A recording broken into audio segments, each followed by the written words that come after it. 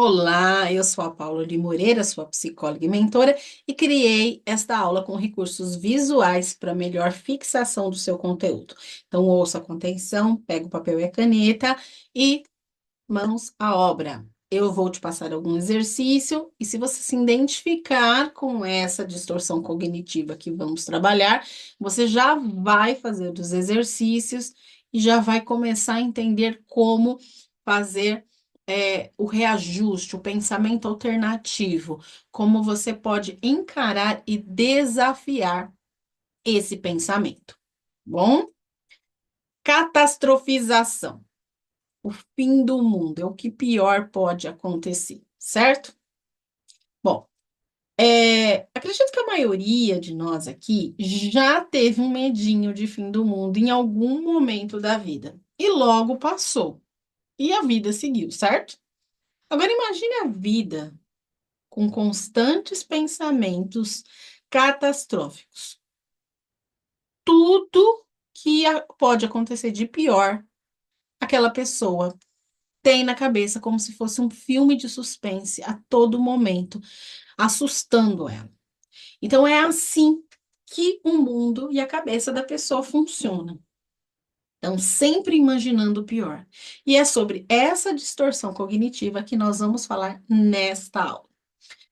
Catastrofização, ela pode acontecer e amplia o evento. Então, a gente tem uma algo, sabe, tempestade no copo d'água? É por aí. É isso que significa, uma tempestade no copo d'água. E a pessoa não tem esse controle.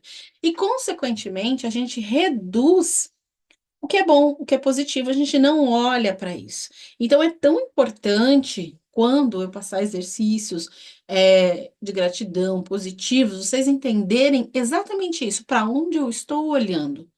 E isso amplia os níveis de felicidade, com toda certeza e com comprovação.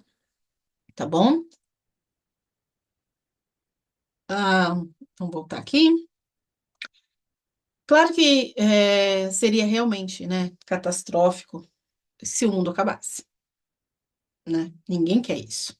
Seria realmente algo muito ruim. Mas você entende que eu estou usando aqui um exemplo do pior, o que poderia acontecer para a humanidade, mas independente disso, para a pessoa, isso está tendo proporções muito grandes, entende? Então, não é porque é algo menor que a pessoa não está sofrendo, como se o mundo estivesse acabando para ela. Então, frequentemente, essa pessoa vai estar super ansiosa, estressada, e eu posso dizer para você até desesperada, entende? Agora, como uma pessoa pode levar a vida de uma maneira equilibrada, tendo esse tipo de pensamento? O exagero dos aspectos negativos de uma situação, o foco desproporcional nos problemas e a falha nas interpretações do que está acontecendo. Bom, aqui estão alguns exemplos, como o medo da morte, o medo da morte de pessoas que amamos. E aí, num outro ponto, às vezes eu tenho medo aqui da de alguém ficar doente ou eu ficar doente, mas é o medo do sofrimento, não necessariamente o medo da morte. Às vezes a pessoa encara bem a questão da morte por questões espirituais, mas não encara bem o sofrimento do corpo, tá bom? Medo de não estar em paz, estar sempre em discussão, de se separar, de não ter um relacionamento, de nunca se casar, por exemplo. Medo de algo desconhecido, tá sempre com a sensação que alguma coisa vai acontecer, mas não sabe nem o que é. Medo de perder o emprego, medo de não ter um emprego, medo de nunca se conectar com algo que realmente faça sentido para ela. Medo de dirigir, medo de sofrer algum acidente, de ter o controle da própria vida também. Aqui nós temos o medo de ficar sem dinheiro, de não pagar as contas, são muitas responsabilidades que nós temos, né? Mas o exagero das preocupações que eleva isso num nível que a pessoa não consegue suportar. Então, o medo da nossa morte, da pessoa que amamos, por exemplo, como eu exemplifiquei, é, tem, né, diversos graus. Claro que todos nós sentimos isso, mas o medo da morte é uma área muito comum na catastrofização, porque é o que pior poderia acontecer, por isso que eu estou exemplificando aqui, entende? Então, pode aparecer, por exemplo, alguns sinais físicos. Então, imagine, se você sente uma dor de cabeça, imediatamente pensa que tem um tumor. Se você vai fazer um exercício físico e às vezes sente alguma coisa no peito que é até normal, mas eu estou tendo um ataque cardíaco. A pessoa tem um pesadelo, por exemplo, e acorda desesperada, e esse pesadelo, ele fica, não para ali quando eu acordo, ele fica me dando medo, não, alguma coisa vai acontecer porque eu sonhei, porque eu tive um pesadelo. Dá muito mais importância às coisas que seriam normais. Então, às vezes, sem nenhum sintoma, a pessoa não consegue parar de pensar, certo? Então, por que que acontece isso? Nós temos um instinto de proteção, e esse instinto de proteção não está muito ajustado nessa pessoa. A nossa mente, ela tenta nos proteger, nos alertando para os perigos o tempo inteiro, mas está exagerado. Isso pode ser influenciado por experiências passadas, por histórias que ouvimos ou pela nossa própria ansiedade. E aqui é um ponto importante. Por experiências passadas, o que eu vivi o que eu vivi, e muitas vezes, gente, na maioria das vezes, nós não temos autoconhecimento para entender isso. Por isso, o processo terapêutico, ele é tão importante, para a gente identificar e conseguir falar, não, isso é do meu passado, isso não está acontecendo hoje. Certo? Então, essas coisas são muito importantes. Às vezes a gente ouve uma história, por isso é tão importante não ficar conectado com histórias ruins da televisão, porque isso entra no nosso inconsciente. Nosso inconsciente não sabe o que que é verdade e o que que é mentira. E muito provavelmente essa pessoa já tem um nível de ansiedade e essa ansiedade já começa a gerar tudo isso porque ela já está. Só que a ansiedade, ela veio de algum lugar. Então, todas as coisas são um ciclo. Todas as coisas estão ligadas. Não, nós não conseguimos separar muito todas as coisas que eu falei aqui agora, tá bom? O impacto na saúde emocional. Eu acho que não precisa nem dizer que uma pessoa com esse tipo de pensamento catastrófico precisa resolver essa questão, né? Esse tipo de pensamento porque ela vai ter uma ansiedade crônica em algum momento da vida e possivelmente uma depressão. Vocês, não sei se vocês sabem, mas uma ansiedade não curada se torna uma depressão. Então é importante cuidar com muita disciplina e cuidado, e afeto, e amor, e auto-amor. Quando o medo paralisa a gente, né? A catastrofização, ela pode nos paralisar, nos impedindo de tomar decisões importantes. O medo que algo dê errado pode nos impedir de aproveitar novas oportunidades e arriscar mudanças positivas. Pode acontecer em diversas áreas da vida, e se não houver autoconhecimento, você não vai entender a verdadeira causa.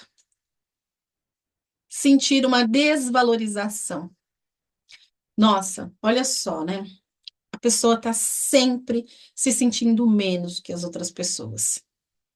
Ela sente que tem menos capacidade. Ela ignora as habilidades que ela tem, os recursos pessoais que ela tem, se sente mais fraco e vê as outras pessoas mais fortes e não consegue participar dessa alegria. Gente, isso é muito triste e é muito pesado. Já atendi algumas pessoas com esse tipo de característica, atendo ainda hoje, e, E a depressão, ela vem. Pode ser que a depressão, o pensamento até tenha vindo depois da depressão, mas ele está ali. Possivelmente ele veio antes, né? Que é uma característica da pessoa. Então, se a gente não acreditar que a gente é capaz de superar um obstáculo, de se sentir mais forte, isso mina totalmente a nossa autoestima e a nossa a autoconfiança. E essa pessoa muitas vezes se sente invisível. E se sentir invisível, gente, é terrível. Eu coloquei uma seta aqui, é claro, né? O, o nosso personagem aqui está até andando, mas eu coloquei uma seta aqui realmente para provocar esse sentido. Olha, essa pessoa existe, entende? Então, essa desvalorização, ela precisa ser revertida também. Como que eu lido com esse pensamento? Então, eu vou passar aqui algumas estratégias, tá bom? Alguns exercícios e para você lidar com esse tipo de pensamento, tá bom? Vamos começar então. Então, questione. Questione. Pare de achar que esse pensamento tá certo dentro da sua cabeça. Comece a questionar. Uma das técnicas é, que é realmente eficaz é você enfrentar todos esses fantasmas que tem na sua cabeça, tá bom? É, tem evidências que isso é real? Porque você está pensando? Isso é realmente provável? Ou é apenas um medo exagerado? Entende? Então, questionar, não ficar simplesmente aceitando por aceitar todas as coisas que surgem na sua cabeça. Não é porque você pensa que aquilo vai acontecer e aquilo existe. É provável ou é possível? Já parou para pensar nessa diferença? Ó, o possível, tudo é possível. Gente, tudo é possível. A gente não imaginava que ninguém fosse para Marte. O Elon Musk está aí para mostrar que ele quer ir para Marte e está se preparando. Quer dizer, até pouco tempo atrás a gente dizia que isso era impossível. Então vamos falar em todas as possibilidades. Mas o que que é provável, né? Então, o possível ele pode acontecer. Então vamos imaginar o seguinte: é possível encontrar um tesouro enterrado no seu quintal, mas o quanto isso é provável que aconteça. Poxa, eu vivo aqui há tantos anos, eu já fiz uma reforma. Mas é possível, pode ser que você não tenha enxergado, pode ser que você tenha mexido na reforma em outro lugar, entende? Que alguém deixou alguma coisa, né? E o provável, ele tem uma chance de acontecer dependendo dos fatores, claro, né? Por exemplo, é provável que um avião caia em cima da minha cabeça? Bom, é mais provável se for rota de avião. Menos provável se não for rota de avião. É possível que um avião que eu vá viajar caia? Qual que é a porcentagem dos aviões que caem? Então, vamos fazer essas contas, não vamos nos assustar. Então, uma questão importante é pare de se assustar, tá bem? Pare de se assustar. Então, quando você pensar isso, você pode dizer para si mesmo: olha, por exemplo, meu nome, Paula, pare de se assustar, você está se assustando à toa. Isso não é provável que aconteça. Considere outras explicações. Gosto dessa também. Então, entender essa diferença que nós estamos falando sobre possibilidade e probabilidade ajuda a gente a manter o nosso pensamento realista e também otimista. Não exagerado, mas realista e otimista. Olha só, olha que casamento perfeito. Eu sou um realista, mas eu tenho a tendência à positividade. Se for para torcer, eu vou torcer para o positivo, não pelo negativo. Então, muitos medos são baseados no que é possível, mas não no que é provável.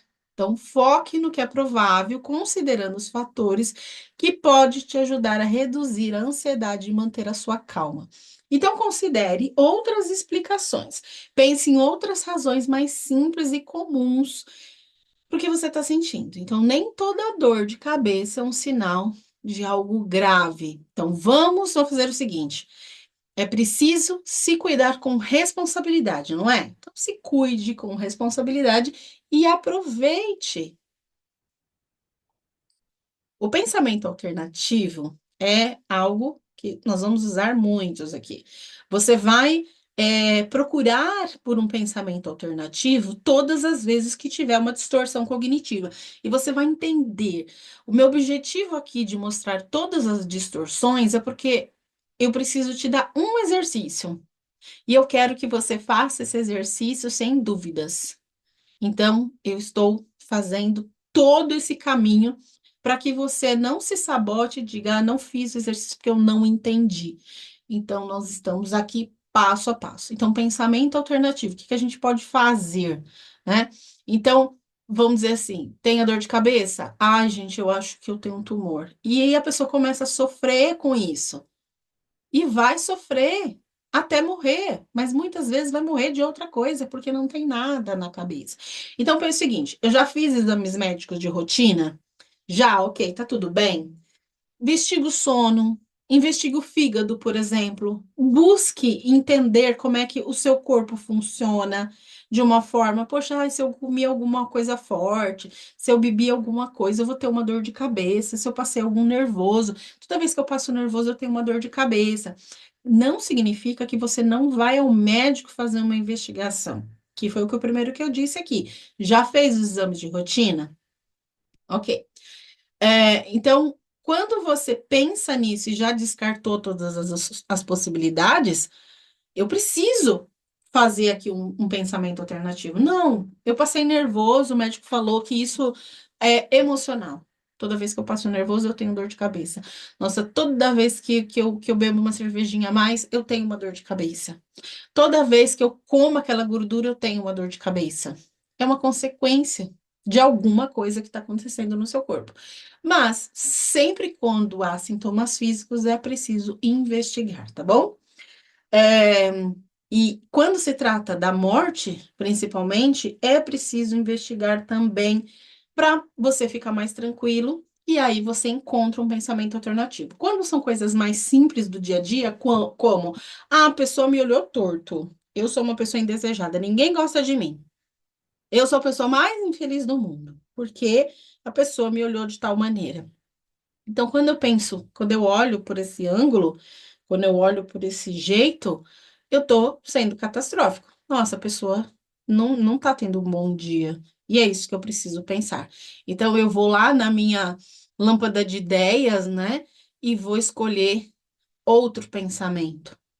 Porque se eu escolher viver dessa forma, sempre olhando o pior, o que eu vou colher vai ser um processo de adoecimento da minha saúde mental.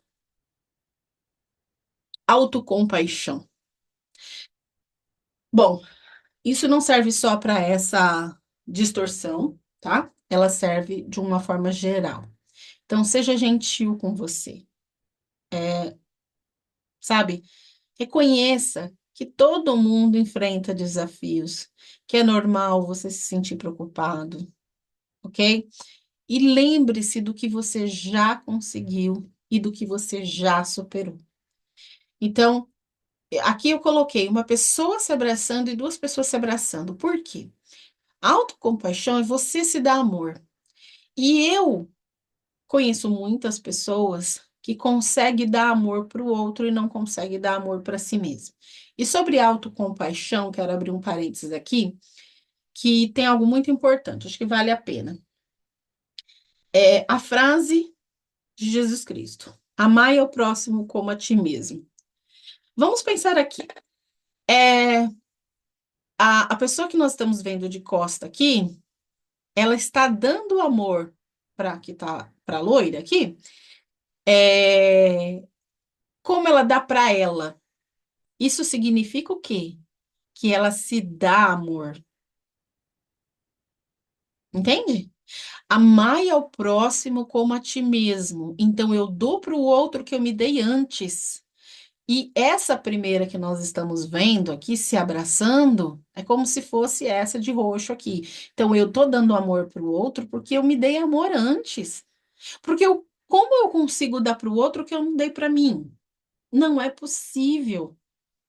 Não é possível. Então, essa é a frase mais profunda que eu encontro para explicar autocompaixão e talvez para outras tantas explicações, tá? A gente está falando de dependência emocional, codependência.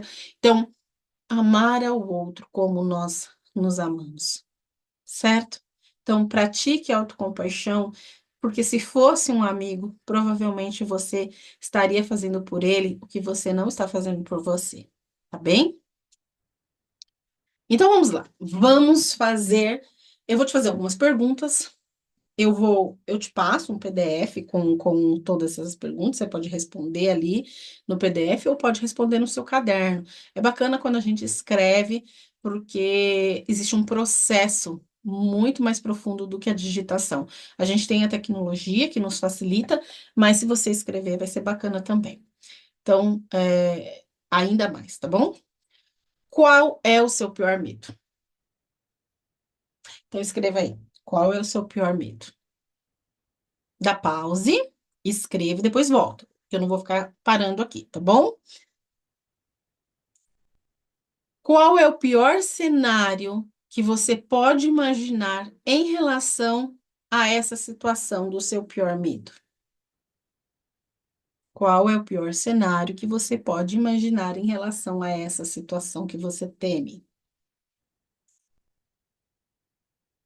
Quais são as evidências de que essa catástrofe que você imagina aí na sua cabeça realmente vai acontecer? E na data, porque assim, se for o medo da morte, gente, ela vai acontecer. E nós temos que ser pessoas fortalecidas para entender que a morte existe e que dói, mas que todo mundo passa por isso. É inevitável. Então, se fortalecer a cada dia é importante, tá bom? Já enfrentou situações semelhantes no passado? Então, você já perdeu um emprego antes? Você já ficou doente antes? Você já perdeu alguém que você ama antes? Você já ficou sem dinheiro para alguma coisa antes? E aí, como que você lidou com isso? Com cada situação.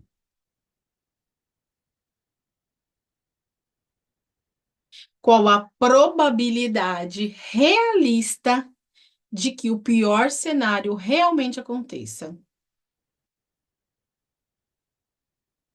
Qual é o cenário, a probabilidade realista de que o pior cenário realmente aconteça?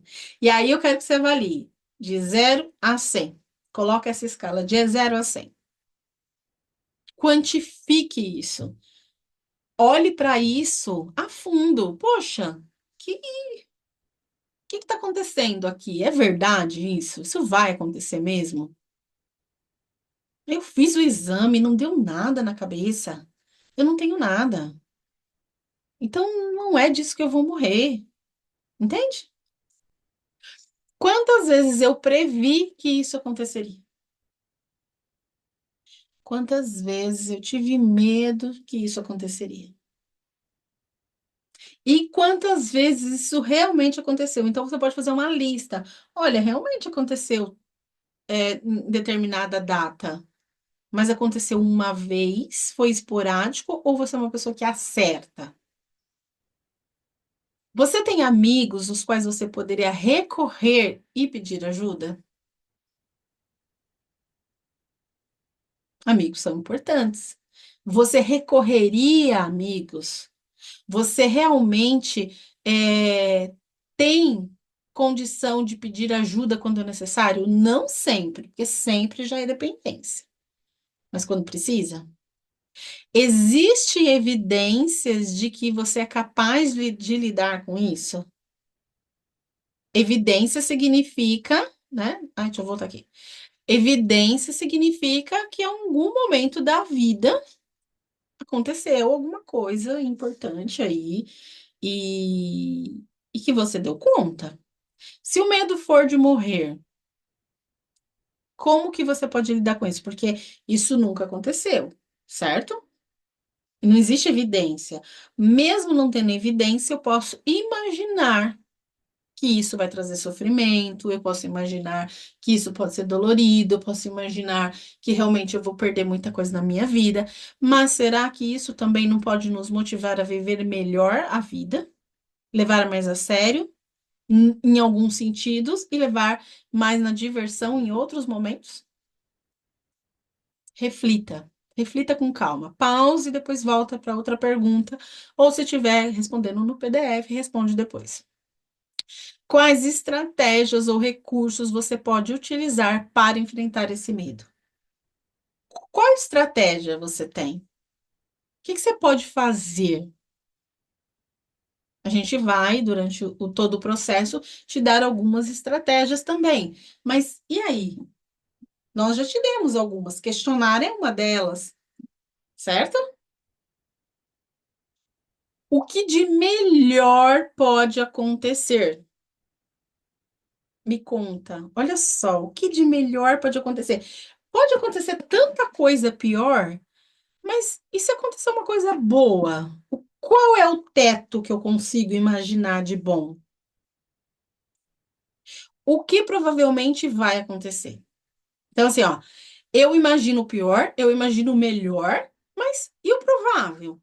E o realista? O que que é que eu realmente acredito que vai acontecer? E qual é o desfecho mais realista? Então, aqui a gente está falando de realidade, ok? E para quem já conhece a técnica do EFT, neste momento você pega todas as informações e pode praticar, ok? Lembrando que esse vídeo é exclusivo para os meus pacientes e para os meus alunos, mais uma vez lembrando, e até a próxima aula.